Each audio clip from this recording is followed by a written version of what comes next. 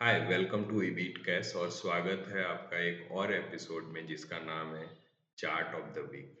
जिसमें हम हर एक हफ्ता चर्चा करते हैं एक ऐसे चार्ट की जिसमें हमें कुछ स्पेशल पैटर्न दिखता है, कुछ अलग ब्रेकआउट्स दिखते हैं और उसके पीछे के लॉजिक की जो हमारे स्ट्रेटेजी बेस्ड होते हैं।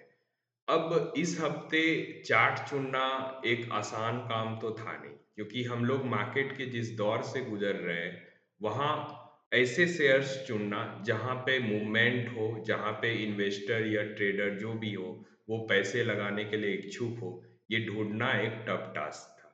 क्योंकि लगभग पूरा बाजार ही करेक्ट कर रहा है। आप निफ्टी 50 ले लो, मिड कैप ले लो, स्मॉल कैप ले लो, बैंक निफ्टी ले लो, हर एक इंडाइसेस में बहुत डीप करेक्शंस हुए हैं। लेकिन इस हालात में भी हमारे स्ट्रेटेजी के तहत अगर आप देखोगे तो काफ़ी सारे शेयर्स ने अच्छा मूवमेंट दिया है। अगर इस करेक्शन वाले भरे बाजार में कोई स्टॉक इतना अच्छा मूवमेंट दे रहा है, तो हमें ये समझना चाहिए कि इन्वेस्टर या ट्रेडर का विश्वास, बिलीफ उस शेयर पर कितना होगा, फंडामेंटली वो शेयर कितना अच्छा होगा। चलिए चलते हैं चार्ट पे और देखते हैं इसके पीछे के लॉजिक के बारे में। तो आपके सामने जो चार्ट है वो पिक्स ट्रांसमिशन का है। पिक्स ट्रांसमिशन के जब फंडामेंटल्स को आप देखोगे तो एक अच्छे वैल्यूएशन पे अवेलेबल है।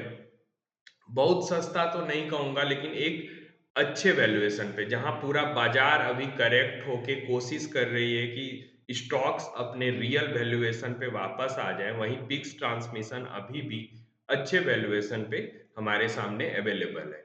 अब आते हैं इसके चार्ट्स पर। तो चार्ट्स पे हमें क्या स्पेशल दिखा? हमने एक लाइन बहुत पहले पिक्स ट्रांसमिशन पे डाला था और हम वेट कर रहे थे कि यहाँ ब्रेकआउट आए। और जैसा कि आप देख पा रहे हैं कि ये हुआ भी 22 जुलाई 2024 के आसपास इसमें ब्रेकआउट आया। ब्रेकआउट के बाद ये शेयर वहीं पर बहुत दिन तक कंसोलिडेट करता रहा, ना बहुत ज़्यादा नीचे गया वहाँ से, ना बहुत ज़्यादा ऊपर गया। लेकिन इस हफ्ते हमें इसमें एक बड़ी रैली दिखाई दी है।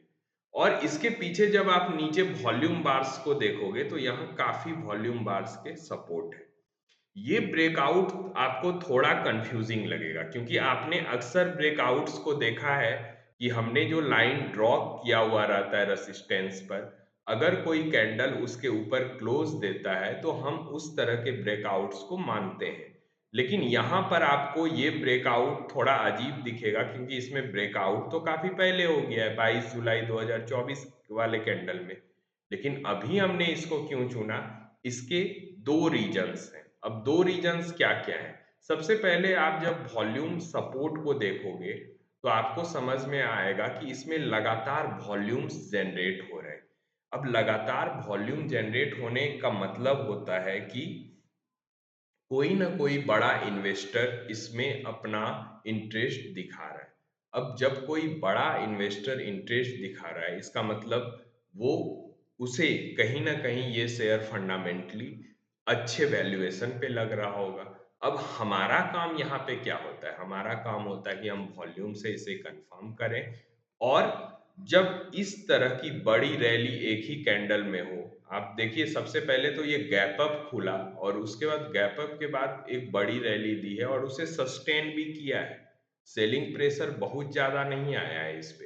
तो अब हमारा काम यहाँ पे क्या बचता है? हमारा काम यही बचता है कि अगर ये शेयर फिर से रिटेस्ट करने, जिसकी उम्मीद मुझे कम लगती है, क्योंकि अगर ये रिटेस्ट करने आएगा भी तो ये सॉरी 1900 के आसपास रिटेस्ट करने आ सकता है।